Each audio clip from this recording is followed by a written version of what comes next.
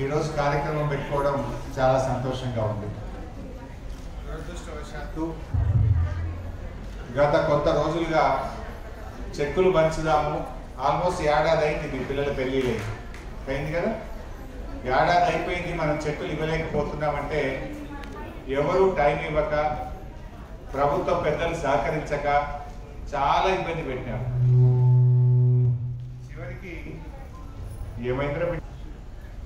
చివరికి నేను ఏం చేసినంటే హైకోర్టుకు పోయినా. మీకోసం హైకోర్టులో కేసేసి కళ్యాణ లక్ష్మి చెక్కులు ఇవ్వడం ఆలస్యం అవుతా ఉంది. ఎన్నో రోజుల నుంచి మా ఆఫీస్కు, మా క్యాంప్ ఆఫీస్కి వచ్చి అన్న ఇంకా చెక్కు రాలేదు, పెళ్ళయింది, పిల్లగాడు పుట్టింది కానీ ఇంకా చెక్కు వస్తలేదు అని అడిగారు నన్ను. కొంతమంది ఇంటికి వచ్చి అమ్మాయి పుట్టింది కానీ ఇంకా చెక్కు వస్తలేదు, ఇంకెప్పుడు ఇస్తావన్నా అని నన్ను వచ్చి అడుగుతున్నారు.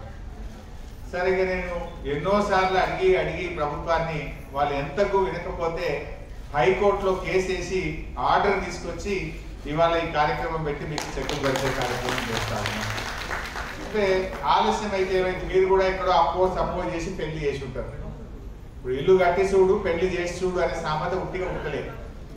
ఎంత కలిగినోనికైనా ఇల్లు కడితే అప్పు అవుతుంది ఎంతో కొంత, పెళ్లి చేస్తే కూడా ఎంతో కొంత అప్పు ఉంటుంది.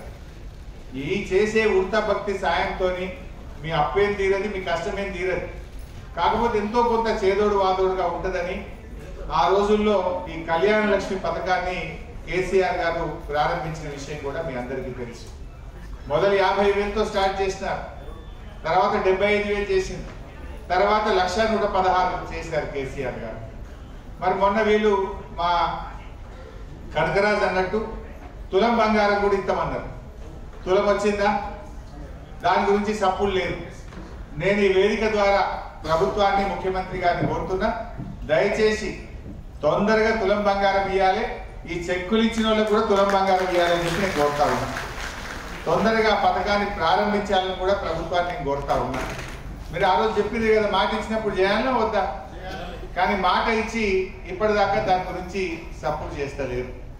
ఇలా కేసీఆర్ కిట్ ఉంటుంది, మన్మడి పుట్టే దవాఖానలో ఇంతకుముందు కిట్ ఇచ్చేటోళ్ళు, ఇప్పుడు అది కూడా బంద్ చేసిన పరిస్థితి ఉన్నది.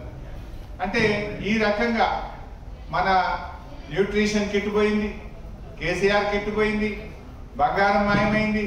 ఈ రకంగా ఇట్లా జరుగుతున్న విషయం కూడా మీకు తెలుసు. బట్ నేను ఎక్కువ విషయాల్లోకి పోను. మీరు అందరికీ అన్ని విషయాలు ఇవ్వాలి, రేపు అందరికీ అర్థమవుతున్నాయి. పాలేందో నీళ్ళేందో, మాట ఇచ్చి నిలబడ్డది ఎవరో, నిలబెట్టుకోంది ఎవరో అన్నీ కూడా మీకు అర్థమవుతూనే ఉంటాయి. నేను అన్ని విషయాల్లోకి పోను. కానీ సరే, ఆలస్యమైనా మీ ఎమ్మెల్యేగా, మీ ప్రజాప్రతినిధిగా మీకోసం మొదటిసారి జీవితంలో హైకోర్టు మెట్లెక్కిన, మొదటిసారి హైకోర్టు మెట్లెక్కి ఇవాళ మీకు చెక్కులు పంచాల్సిన పరిస్థితి వచ్చింది నాకు. బట్ ఏది ఏమైనా అధికారులు బాగా, పాపం వాళ్ళకు కూడా, నేను అధికారులకు కూడా తప్పుపట్టలేను, వాళ్ళకుంటే ఇబ్బందులు వాళ్ళకు ఉంటాయి. ఇంకా వాళ్ళకు చేతులు కూడా కట్టేసిండ్రు. చివరికి హైకోర్టుకు పోయి ఆర్డర్ తెచ్చుకొని ఇవాళ మీకు చెక్కులు ఇచ్చేటువంటి కార్యక్రమం చేసుకుంటా ఉన్నాం.